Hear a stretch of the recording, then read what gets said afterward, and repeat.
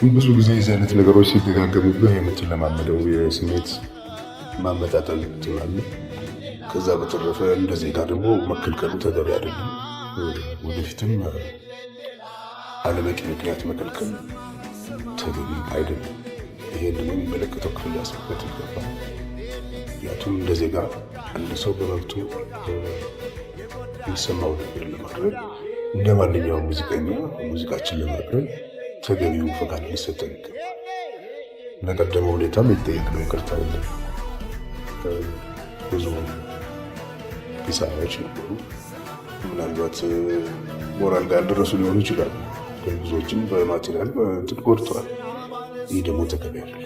አፍሪካን አንድ ለማድረግ የሞከረ ህዝብ ለራሱ አንድ መሆን አቅቶት ስቃይ ውስጥ ነው ያለው በአሁኑ ሰዓት። በሚያስገርም ሁኔታ ዩናይትድ ስቴትስ ኦፍ አሜሪካ የሚባል ሀገር ቁጭ ብለው የተባበሩ ህዝቦችን ዋጋ የተካፈሉ ገና እዚህ መብላት ያቃትን የራሳቸው ወገኖች ላይ እንደገና መከፋፈልን የሚሰብኩ ሰዎች መብታቸው ሊሆን ይችላል። አደገኛ መሆኑን ሳይነገር አይታለፍም። ስለዚህ እኛ ሰላም እንፈልጋለን፣ ሀገራችን እንወዳለን። ኢትዮጵያዊነት ቀለሙ እንዲዘባረቅ ተደርጎ እንደቀረበው አይደለም፣ ረቂቅ ነው፣ የሚጠቅም ነው፣ ለእኛ አይደለም ሌሎችም የሚጠቅም። ኢትዮጵያዊነት በነፃነት የመኖር ምልክት ነው። ለብዙዎችም በነፃነት ውስጥ ላልነበሩ ሰዎች ጥሩ ምሳሌ የሆነ ድል ለማግኘት ሚኒሊክን የመሰለ ጥሩ መሪ ያስፈልጋል። እንደ ቀዳማዊ ኃይለ ሥላሴ ደግሞ የነበሩ ትልቅ ነገስታት በዓለም መንግስታት ጉባኤ ጀምሮ ያደረጓቸው አስተዋጽኦ፣ በዓለም ዙሪያ የነበራቸው ተቀባይነት፣ ለሀገራቸው የሰሩት ተግባራት ሳይደመር ኢትዮጵያ ምንላት ያለችው ሀገር ልትኖር አትችልም። ሀገር እንግዲህ የሚቆመው ብዙ ጊዜ ለሀገር ባለውለታ በሆኑ ሰዎች፣ ብዙ የህብረተሰቡ አካላት በሚሰሯቸው ተግባራት። እንደሚታወቀው እንግዲህ ኢትዮጵያዊነት በነፃነት የመኖር ምልክት ነው። ብዙ ጊዜ የዚህ አይነት ነገሮች ሲደጋገሙብህ የምትለማመደው የስሜት ማመጣጠል ትላለህ። ከዛ በተረፈ እንደ ዜጋ ደግሞ መከልከሉ ተገቢ አይደለም። ወደፊትም አለበቂ ምክንያት መከልከል ተገቢ አይደለም። ይህን ደግሞ የሚመለከተው ክፍል ሊያስብበት ይገባል።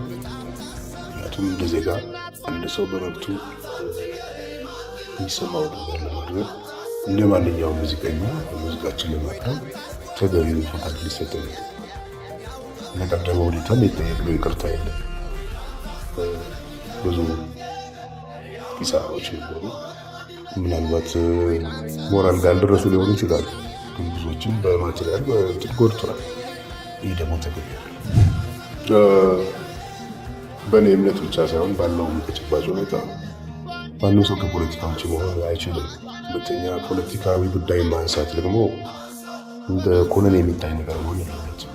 ሁላችንም ብዙዎችን አንድ እንደመሆኑ መጠን ኢኮኖሚያዊ፣ ፖለቲካዊ፣ ማህበራዊ ጉዳይ እንደ ዜጋ ይመለከታል።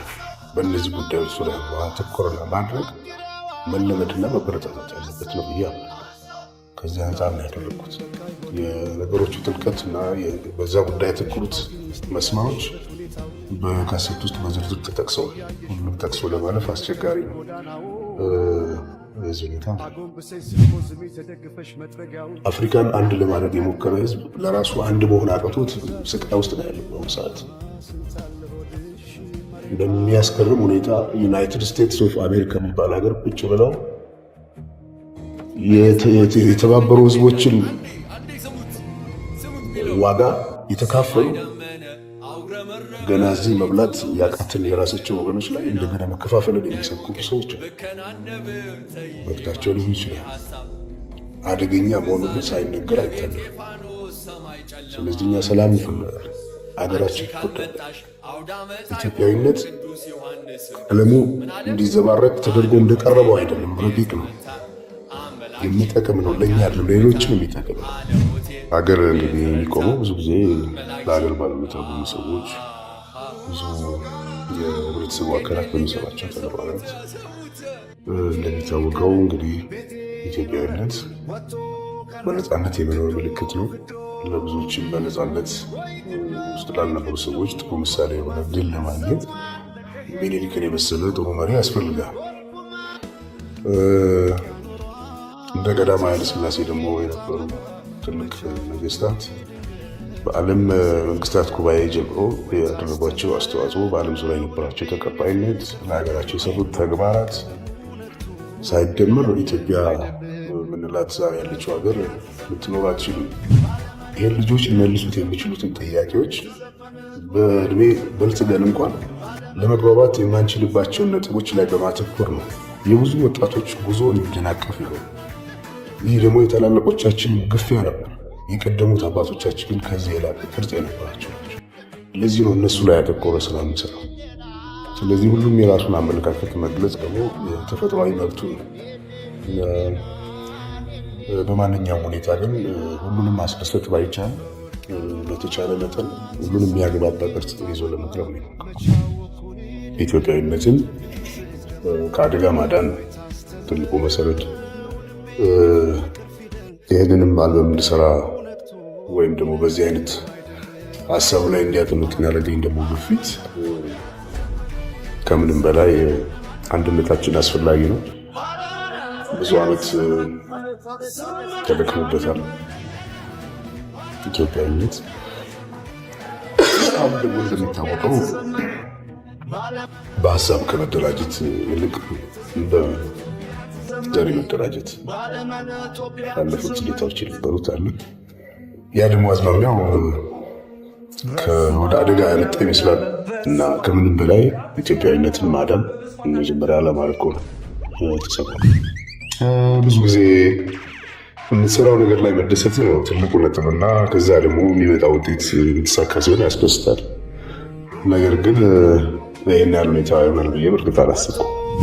ሀገር እንግዲህ የሚቆመው ብዙ ጊዜ ለሀገር ባለቤት በሆኑ ሰዎች፣ ብዙ የቤተሰቡ አካላት በሚሰሯቸው ተግባራት። እንደሚታወቀው እንግዲህ ኢትዮጵያዊነት በነፃነት የመኖር ምልክት ነው። ብዙ ጊዜ የዚህ አይነት ነገሮች ሲደጋገሙብህ የምትለማመደው የስሜት ማመጣጠን ትምህርት። ከዛ በተረፈ እንደ ዜጋ ደግሞ መከልከሉ ተገቢ አይደለም። ወደፊትም አለበቂ ምክንያት መከልከል ተገቢ አይደለም። ይሄን ደግሞ የሚመለከተው ክፍል ሊያስብበት ይገባል። ምክንያቱም እንደ ዜጋ እንደ ሰው በመብቱ የሚሰማው ነገር ለማድረግ እንደ ማንኛውም ሙዚቀኛ ሙዚቃችን ለማቅረብ ተገቢውን ፈቃድ ሊሰጠን ይገባል። ለቀደመ ሁኔታ የተጠየቅነው ይቅርታ የለም። ብዙ ኪሳራዎች ነበሩ። ምናልባት ሞራል ጋር ያልደረሱ ሊሆኑ ይችላሉ፣ ግን ብዙዎችን በማቴሪያል ጎድተዋል። ይህ ደግሞ ተገቢ አይደለም። በእኔ እምነት ብቻ ሳይሆን ባለው ተጨባጭ ሁኔታ ማንም ሰው ከፖለቲካ ውጭ መሆን አይችልም። ሁለተኛ ፖለቲካዊ ጉዳይ ማንሳት ደግሞ እንደ ኮነን የሚታይ ነገር መሆን የለበትም። ሁላችንም ጉዞአችን አንድ እንደመሆኑ መጠን ኢኮኖሚያዊ፣ ፖለቲካዊ፣ ማህበራዊ ጉዳይ እንደ ዜጋ ይመለከታል። በእነዚህ ጉዳዮች ዙሪያ ማተኮርና ማድረግ መለመድና መበረታታት ያለበት ነው ብዬ ከዚህ አንጻር ነው ያደረኩት። የነገሮቹ ጥልቀትና በዛ ጉዳይ ያተኮሩት መስማዎች በካሴት ውስጥ በዝርዝር ተጠቅሰዋል። ሁሉም ጠቅሶ ለማለፍ አስቸጋሪ ነው። የዚህ ሁኔታ